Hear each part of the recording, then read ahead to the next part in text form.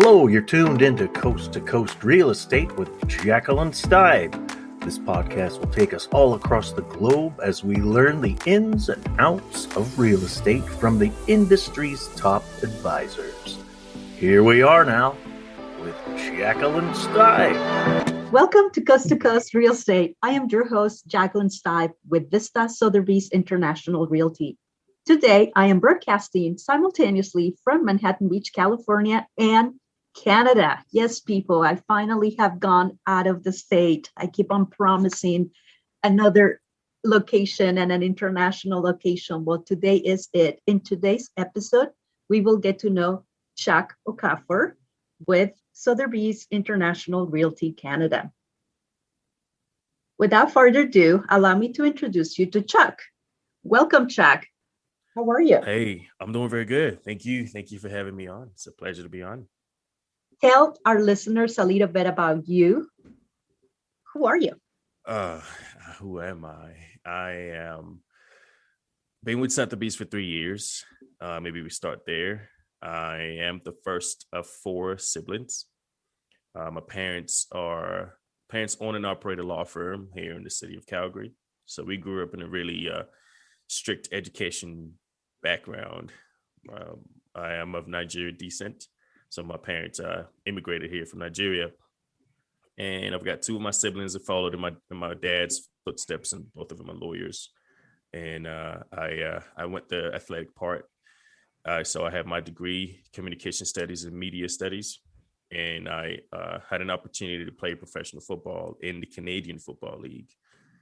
And that was what I was doing. That was my previous career prior to real estate. So that is a little bit about me. I am a father. I've got 3 beautiful kids. And I guess that's as far back as I can go, I guess. Sounds very interesting. I obviously have never heard about your football career. Yes. No, it's one of those things too is, a young kid growing up in Canada, we all had the dream of playing professional football for those to play football. And I guess the goal was always the NFL, right? But you understand that as you kind of get up in the ranks, you understand how difficult that is to get into the, even getting to the CFL is just as difficult.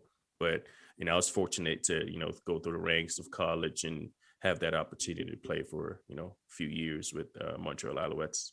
So that was a dream come true. And I guess I'm living my second dream now in real estate. Love it. I love that. Tell me one thing that you love the most about your city.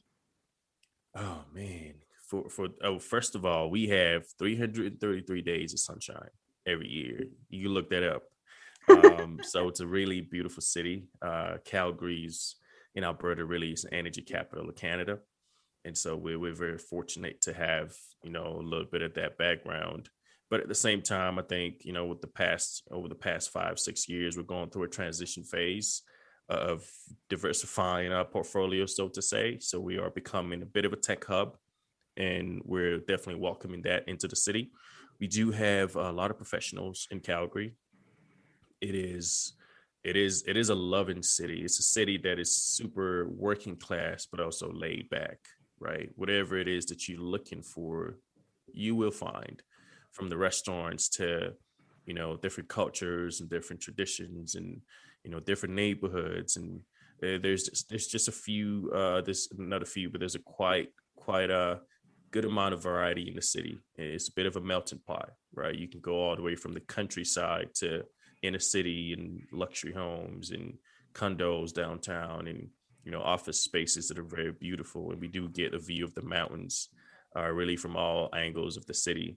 We're 45 minutes away from, Banff and Canmore, and go snowboarding and skiing. And we do have an international airport, so you can get anywhere you want to in the world from here in the city. So we do have a lot going for our city. In all, say, 3-4 bigger cities, Toronto, Vancouver, Montreal, we are the most affordable. Which is really a draw for young professionals coming out of, college or getting into that second tier of their careers, moving over here and making Calgary home. And, with the new world that we're in with, the work from home environments, we're seeing a lot of that happening as well. Has Calgary always been your home? Yes. So my parents, I guess, has been my home for the longest time. So my parents, we lived in Toronto for a bit of time, and so we made the move back here. And then I went up for college, different city, but my parents have always been here for over decades. So Calgary's home for me. Nice. What's your favorite childhood memory? Ooh, I got to go back 29 years to think about that. Favorite childhood memory. That was hard to say. I had a really good childhood. My parents have always been hardworking people and really set a great example for myself and my siblings. So it's really hard for me to say my favorite. Like I've had really, I don't remember anything that was terrible in my childhood, and I guess I'm pretty lucky to say that. But no, that's hard to pinpoint. Oh man. I honestly couldn't answer that question, Jacqueline. I'm actually a little stunned at that, but I did have a few really good memories as thing I can go back as far as I can and just think of, just how fortunate I am and I was as a kid to have the parents that I had and to have the upbringing that I had. So I had a great childhood. So I can't really pinpoint one particular favorite incident or event. I had a pretty good childhood. Love it. Love it.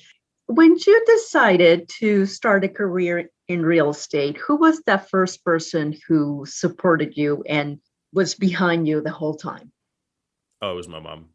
Your mom? Yeah, but 100%. So I mentioned earlier, my parents own and operate a law firm, and part of my parents' practice is real estate, immigration and injury law. And so kind of growing up, been around the business from the real estate side of things and going through some of the documents and helping out at the office as best as I could. And, I never really thought much about it. I was really focused on being a professional athlete and playing football.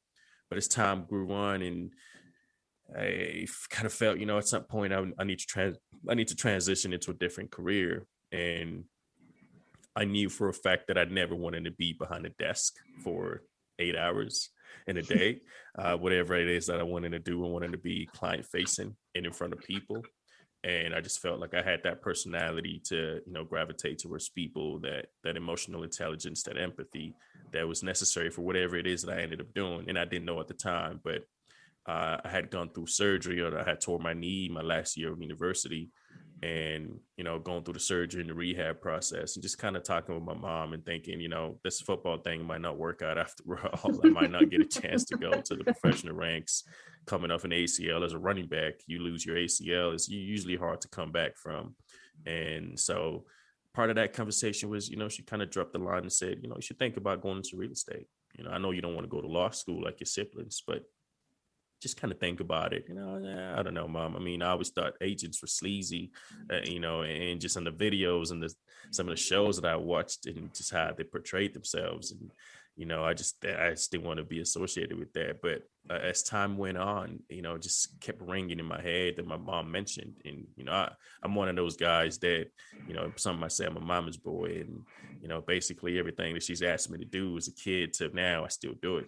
And so it was one of those things where I kept, as I kept, rehabbing and got back to playing football, I always had it in the back of my mind. So when I hung my cleats up, it was almost like, okay, yes, I have to do this.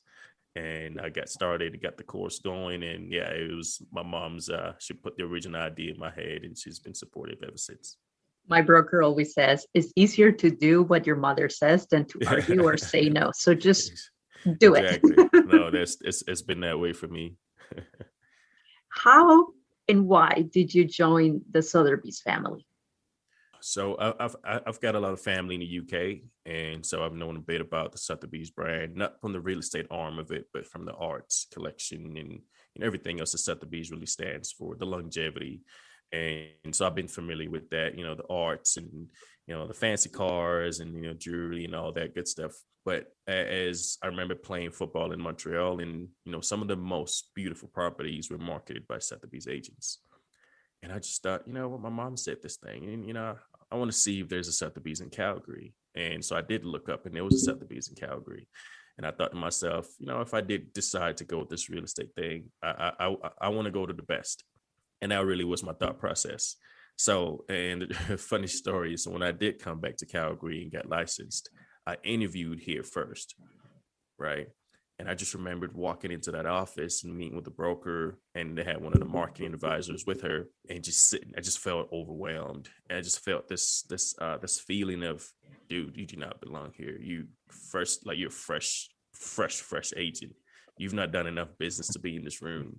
And I really did feel that, because I looked around just the offices and I seen a lot of people just like going crazy and it looked like they were super successful. And I thought to myself, maybe I'm overreaching a bit, but the interview went very well. I thought there was an opportunity for me to join, but I decided not to pull the trigger and make that decision. So I did go to Angle & Volkers, and I was at Angle & Volkers for about 7 months. But during that time, I always felt like, maybe I should have gone to Sotheby's. But I'm thinking, man, those agents are so successful. I wouldn't want to be the guy who's not pulling his weight in the office. And I wouldn't want to be the guy who's constantly, asking for help and, bothering these really successful agents. And so that's one of the reasons I chose to go to Angle & Volkers. But 7 months into my career, Angle & Volkers kind of went through a change of ownership. And it was like a perfect opportunity for me that I've done a little bit of business. I understood, the landscape just a bit. And, I've built some good relationships. I was in constant contact with the broker at the time. And so I just shot her a message and said, hey, it's that opportunity, that offer that I had several months ago still on the table. She said that offer never left the table. And so that was it. That was my move. That was my chance to make a move. And so 7 months at Angle & Volkers, and I joined Sotheby's. Sotheby's was waiting for you to decide that, yes, you are the good caliber. You could definitely join. Yes. And, and it wasn't really a confidence thing for me. It was more so just feeling like, man, you expected to have a certain book of business as a newer agent, and as an experienced agent to have the tools of Sotheby's to work for you, and really understanding there was really no room for a brand new agent, and especially coming in as a solo agent, not joining a team. Now you expected to really pull your weight, and I just for some reason just felt, I probably wouldn't be doing the brand any service if I came in here with zero book of business and $0 to my name, and but. Hindsight is 2020. I really should have made the move first, but I am glad that I'm here now. At least you learned and you decided, okay, this is where I want to be. Exactly. Have you had one of those times where you're showing a home, you're taking your buyers with you, and this home has this smell? I'm really big into smells. I hate certain smells. I think I'm the same as well. Can you remember the smell that just make you want to run out of that property? Yes. Unfortunately, I do. I want to say 3 months into my career, I got paired up with this investor, and we never did close a deal with this guy, but he was just persistent on looking in a certain neighborhood and looking for a great deal. That's basically what it was. And so we're looking, I think the budget was about the 400s and below. And I remember going to this house, and I just could tell from, when I looked in the pictures in the MLS, it was going to be trouble.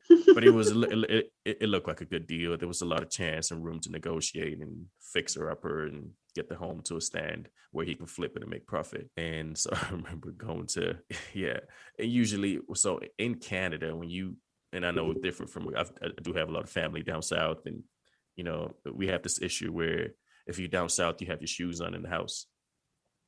And in Canada, when you get into a house, the first thing you do usually is take your shoes off.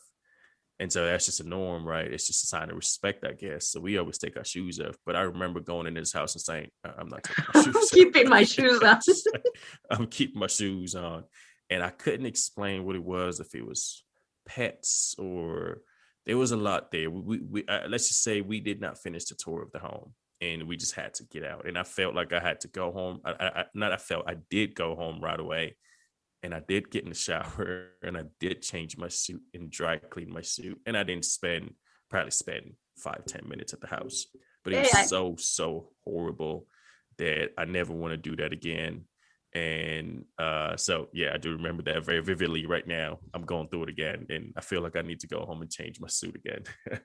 Oh, yeah. And then you have like your shoes, the whole, I have been there. It's like, okay, we're leaving the shoes outside. Let's straight to the shower.